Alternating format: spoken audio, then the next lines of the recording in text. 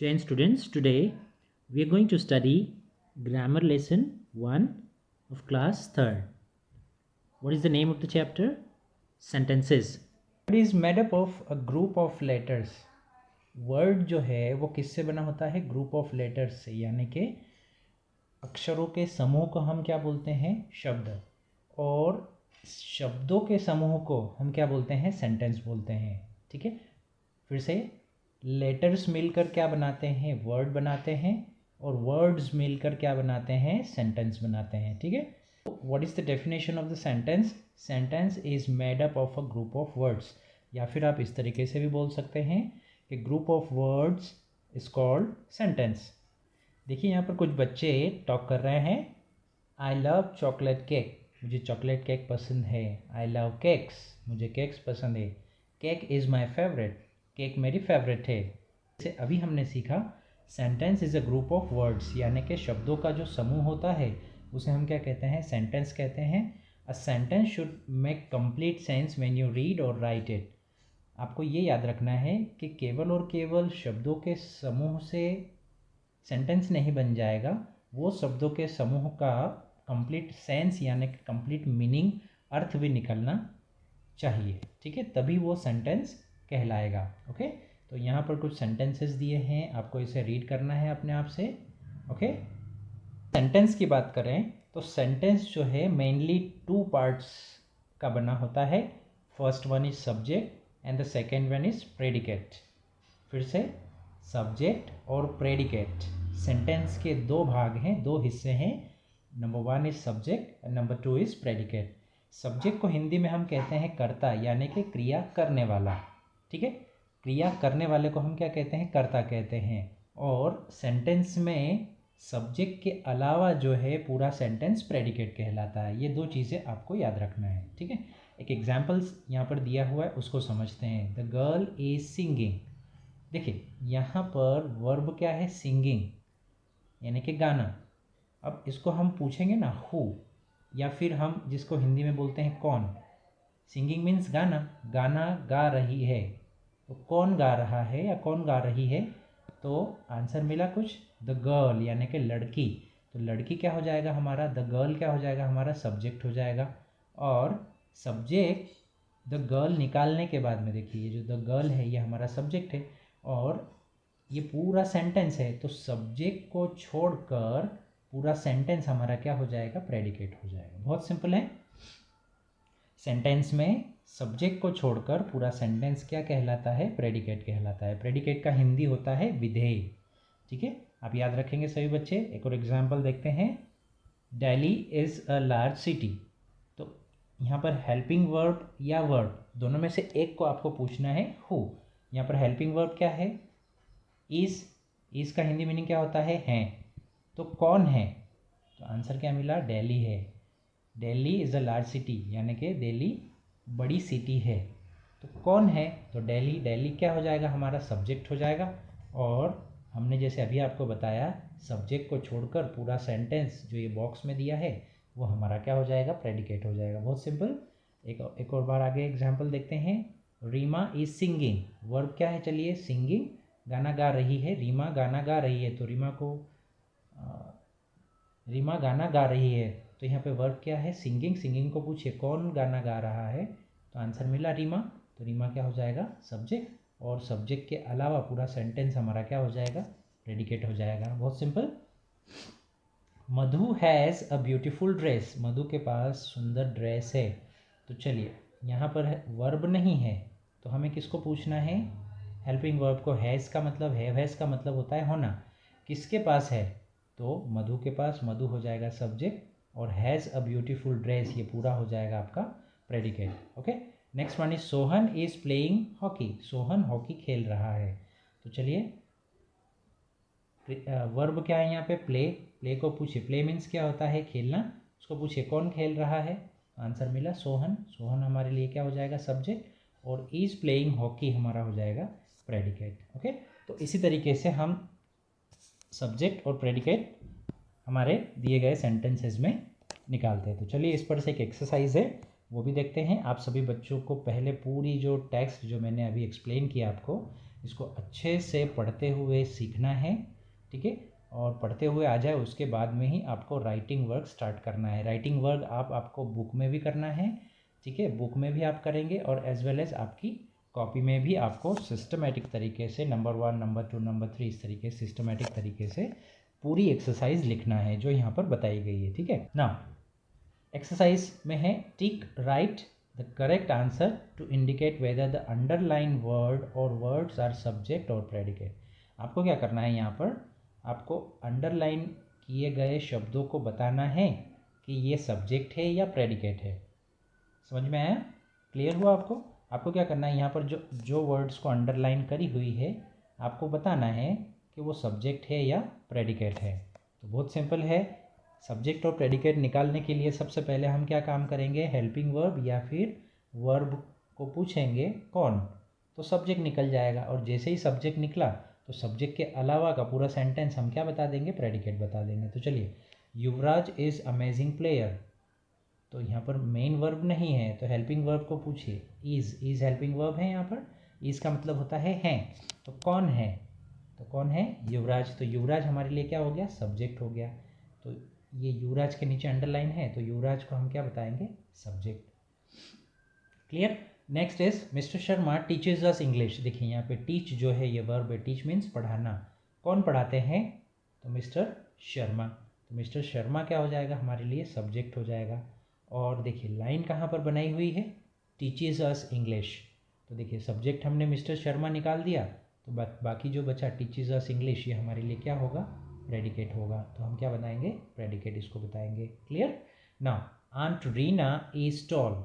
देखिए यहाँ पर हेल्पिंग वर्ब है इज, इसको पूछिए कौन है, तो आंट रीना, यानी कि रीना आंटी जो है वो टॉल है, लंबी है। तो लाइन किस पर है, आंट रीना पर। तो आंट रीना क्या है, सब्जेक्ट है, तो हमने यहाँ पर टिक लगाया, right. Now a well is a very deep whole. यहाँ पर भी हेल्पिंग वर्ब है, इसको पूछिए इज है, कौन है, अ वेल, तो ये हो जाएगा सब्जेक्ट। और सब्जेक्ट के अलावा पूरा सेंटेंस क्या होता है हमारा, प्रेडिकेट। तो अंडरलाइन किस पर करी हुई है, प्रेडिकेट पर, तो यहाँ पर हम लगाएंगे टिक प्रेडिकेट पर। क्लियर है? Now number B, match the words of column A with the words of column B. यानी कि कॉलम ए में जो शब्द दिए हैं आपको, वर्ड्स दिए हैं, उसको आपको कॉलम बी के वर्ड्स के साथ मैच करना है, ठीक है, बहुत सिंपल है। चलिए, तो दिस इज, यह है, क्या है, दिस इज माई टॉय, ये मेरा टॉय है। Ravi is a good boy, Ravi अच्छा लड़का है। संगीता स्विम्स वेल, संगीता अच्छे से तैरती है। The sky is very high, sky बहुत ऊंचाई पर है। द अर्थ इज राउंड, अर्थ कैसी है, राउंड है, गोल है, पृथ्वी गोल है। Circle the subject and underline the predicate in the following sentences. आपको क्या करना है बच्चों, जो सब्जेक्ट होगा ना उसको आपको सर्कल बनाना है, सब्जेक्ट पर सर्कल बनाना है और प्रेडिकेट के नीचे लाइन बनाना है, यानी कि उसे अंडरलाइन करना है। ओके, तो चलिए, सबसे पहले हमने आपको बताया था कि सब्जेक्ट और प्रेडिकेट कैसे निकालते हैं। सबसे पहले वर्ब पर नज़र करेंगे और वर्ब को पूछेंगे कौन, और जो आंसर मिल जाएगा वो हमारा हो जाएगा सब्जेक्ट। तो चलिए एक एग्जांपल देखते हैं। Plants make the air clean, plants make the air clean, यानी कि प्लांट्स हवा को क्लीन रखते हैं। तो यहाँ पर मेक मतलब क्या होता है, बनाना, रखना। ओके, तो कौन बनाता है, इसको पूछिए कौन, कौन बनाता है, प्लांट्स। ये हो गया हमारा सब्जेक्ट। तो आप क्या करेंगे, सब्जेक्ट हमारा हो गया प्लांट्स, तो इसको आप राउंड बनाएंगे, सर्कल बनाएंगे, और बाकी मेक द एयर क्लीन ये हमारा क्या हो जाएगा, प्रेडिकेट हो जाएगा। समझ में आ रहा है सभी बच्चों को? नहीं समझ में आया तो वीडियो को रिवाइंड जरूर करिएगा और अच्छे से इसको समझिएगा। Next is the sun is shining in the sky. अच्छा, वर्ब क्या है यहाँ पे, शाइनिंग, चमक रहा है, यानी कि सूर्य आकाश में चमक रहा है। कौन चमक रहा है, आंसर मिला द सन। तो द सन क्या हो जाएगा, हमारा सब्जेक्ट हो जाएगा, और सब्जेक्ट के अलावा पूरा पोर्शन जो है वो हमारा क्या हो जाएगा, प्रेडिकेट हो जाएगा। तो प्रेडिकेट क्या है? Is shining in the sky. बहुत simple, easy. Next is the girl was eating an apple. तो चलिए वर्ब क्या है यहाँ पर? ईटिंग। ईट मीन्स खाना। कौन खा रहा है? तो द गर्ल। तो गर्ल हो जाएगा हमारा सब्जेक्ट। तो आप इसको क्या करेंगे? राउंड करेंगे और बाकी वॉज ईटिंग एन एप्पल हमारा हो जाएगा प्रेडिकेट। इसका हिंदी ट्रांसलेशन होगा the girl was eating an apple का हिंदी ट्रांसलेशन होगा लड़की एप्पल खा रही है। We should respect our teachers. Okay, तो चलिए वी शुड रिस्पेक्ट। रेस्पेक्ट जो है हमारा क्या है? वर्ब है। इसको रिस्पेक्ट का मतलब होता है सम्मान करना, मान करना। कौन सम्मान करना चाहिए या फिर किसे सम्मान करना चाहिए? तो हमें। तो यहाँ पर हमें यानी कि वी क्या है? हमारे लिए सब्जेक्ट है। और सब्जेक्ट के अलावा पूरा सेंटेंस जो है शुड रेस्पेक्ट आवर टीचर्स, ये हमारे लिए क्या हो जाएगा? प्रेडिकेट। और वी क्या हो जाएगा? सब्जेक्ट हो जाएगा। Next, the orange is round in shape. यहाँ पर मेन वर्ब नहीं है तो हेल्पिंग वर्ब है। तो इज यानी कि है। कौन है?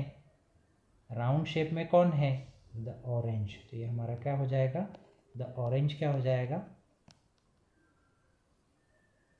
ये हमारा हो जाएगा subject. And is round in shape, it will be your predicate. Okay, बहुत सिंपल है स्टूडेंट्स, आपको ये समझ में आना चाहिए क्योंकि बहुत सारे एग्जाम्पल्स हमने बता दिया आपको।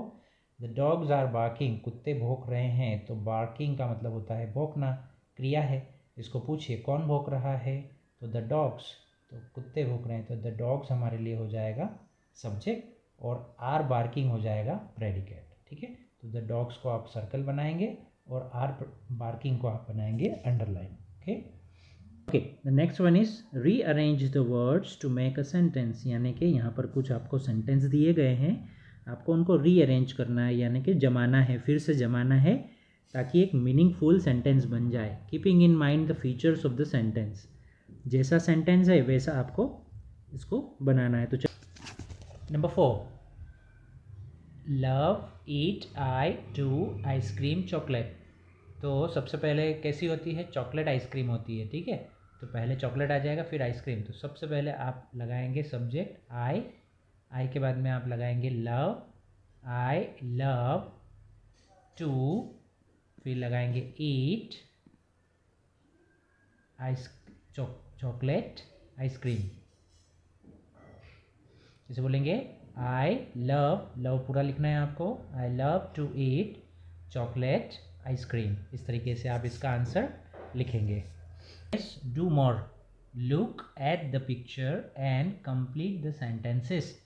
नीचे दिए गए हुए पिक्चर्स को देखना है और सेंटेंस को आपको क्या करना है? कंप्लीट करना है। तो देखिए यहाँ पर शशि जो है वो राहुल और गौरव के साथ खेल रही है। क्या खेल रहे हैं? ये फुटबॉल। और अंकिता कहाँ पर है? नेट में है ना। तो अंकिता नेट में है और ये फुटबॉल से खेल रहे हैं। तो सभी कहाँ खेल रहे हैं? फुटबॉल कोर्ट में। ओके, कहाँ खेलते हैं?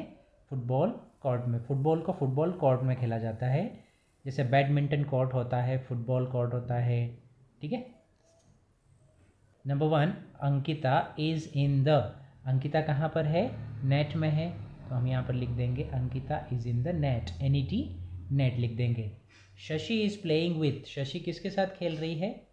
राहुल और गौरव के साथ। प्लेइंग विथ राहुल, राहुल का स्पेलिंग प्रॉपर लिखेंगे, हम गलती नहीं करेंगे। राहुल एंड